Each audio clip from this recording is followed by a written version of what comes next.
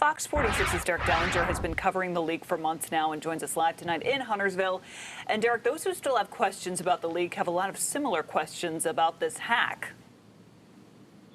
Yes, and both of them basically say, the people that we talked with say, at least on both subjects, they want to know whether either could have been prevented. Now, while all that's happening, the news of the Colonial hack is not really coming as either a shock or a surprise to the people we spoke with. For the past 8 months, Fox 46 has been giving you a view of this. This is the path of the Colonial Pipeline, making its way through Huntersville. Underground are pipes that, bluntly, have been the source of a lot of drama up here. And it's drama that took a different turn over the weekend. My initial reaction was that they maintain their cyber network like they maintain their pipelines. Shannon and Tim Ward's home is right along the pipeline path near Huntersville Concord Road. For months, they've been dealing with the noise and work from the cleanup. Now, with the news of the cyber attack, it wasn't surprising to us at all that there would be one more thing. It's really hard to be surprised. Colonial's woes with the cyber attack are putting a bigger spotlight on the company and the leak in Huntersville that is still being cleaned up.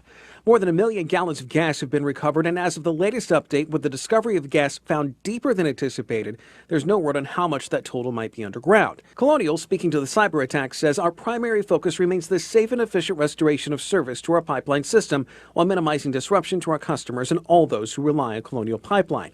For those who have dealt with him, though, they have not earned our trust. They hope the cyber attack doesn't draw attention away from what they have been dealing with now for nearly a year.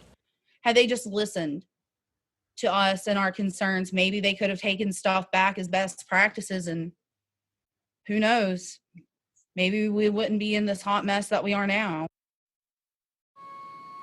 Now, neighbors have told us that they have been assured that the hack is not going to be hampering any of the cleanup efforts out on Huntersville Concord Road.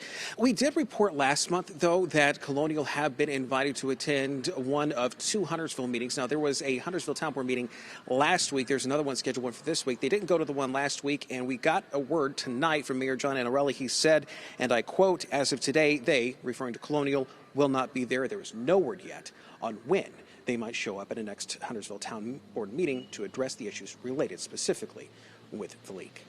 We're live in Huntersville. Derek Dellinger, Fox 46.